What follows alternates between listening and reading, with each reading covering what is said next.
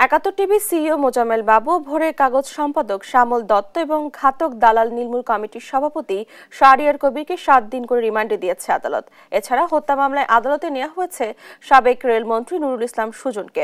সার্বিক চিত্র জানাতে সিএমএম কোর্ট প্রাঙ্গণ থেকে সরাসরি যুক্ত হচ্ছেন সহকর্মী হাসান মাহমুদ।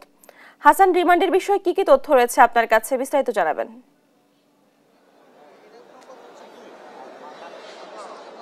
ধন্যবাদ আপনাকে। আমরা এই মুহূর্তে আছি সিএমএম কোর্টে। সেখানে আমরা সকালে দেখেছি ঠিক 9:30টার দিকে তিনজন আসামি মোজাম্মেল হক বাবু, ভোরের কাগজের সম্পাদক শ্যামল দত্ত এবং ঘাতক দালাল নির্মূল কমিটির যে সমন্বয়ক শাহরিয়ার কবির, তাকে কিন্তু আদালতে নিয়ে আসা হয় এবং 9:30টার দিকে তাকে আদালতে এই তিনজনকে আদালতে তোলা হয়। সেখানে দীর্ঘ শুনানি হয়েছে এবং শুনানির পরে কিন্তু প্রত্যেকেরই 7 দিন করে আলাদা আলাদা করে রিমান্ড মঞ্জুর করা হয়েছে এবং আমরা কিছুক্ষণ আগে সেখানে সরকার পক্ষের এবং আসামি পক্ষের আইনজীবী তারা কিন্তু বাইরে এসে ব্রিফ করে আমাদেরকে এতটুকু জানিয়েছেন। তারা যেটি বলছেন যে এই মামলা কিন্তু ছাত্র গণ অভ্যুত্থান যে হয়েছিল সেই গণ অভ্যুত্থানের সময় বিভিন্ন সময় এই তিনজন আসামি আসলে সরকারকে বিভিন্নভাবে সহযোগিতা করেছে। এর মধ্যে শাহরিয়ার কবির এবং ৭১ টিভি সিইও মোজাম্মেল বাবুর যেটি মামলা ছিল সেটা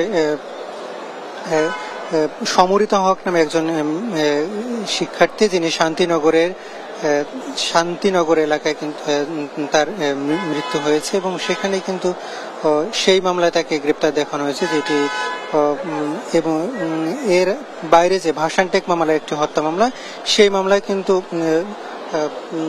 ওমর ফারুক নামে একজন হত্যা মামলায় কিন্তু তাকে 7 দিনের রিমান্ডে দিয়েছে ভোরের কাগজের সম্পাদক শ্যামল দত্তকে। এবং সেখানে কিন্তু আসামি পক্ষের এবং আসামি পক্ষের বাইরের অর্থাৎ সরকার পক্ষের যে আইনজীবী তারাও কিন্তু এই শুনানিতে অংশ নিয়েছেন এবং মূল শুনানিটি যে ছিল সেটি হচ্ছে সরকার পক্ষ থেকে যেটা বলেছিল এই দুই সাংবাদিক এবং শাহরিয়ার কবির তারা বিভিন্নভাবে সরকারকে স্বৈরাচারী হওয়ার পিছনে বড় ধরনের সহযোগিতা করেছে বলে আসামি পক্ষ থেকে সরকার পক্ষ থেকে বলা হয়েছিল। যদিও আসামি পক্ষের আইনজীবী সেটি সম্পূর্ণ নাকচ করে তারা বলছিলেন যে আসলে এইসব হত্যা মামলার সঙ্গে তাদের কোনো সম্পর্ক নেই এবং তারা পিওর সাংবাদিকতাটাই করেছিলেন এবং সেখানে কোনো তাদের রিপোর্টারও ছিল না এবং সে কারণে কিন্তু তারা বলছেন এই মামলায় তাদের কোনোভাবে রিমান্ডে নেওয়ার প্রয়োজন ছিল না। যদিও রিমান্ড সেটি 7 দিনের মঞ্জুর করা হয়েছে এবং আমরা যতটুকু খবর পেয়েছি একটু আগে সাবেক রেলমন্ত্রী তাকে কিন্তু আদালতে তোলা হয়েছে। এর বাইরে আরেকটি মামলায় সেটি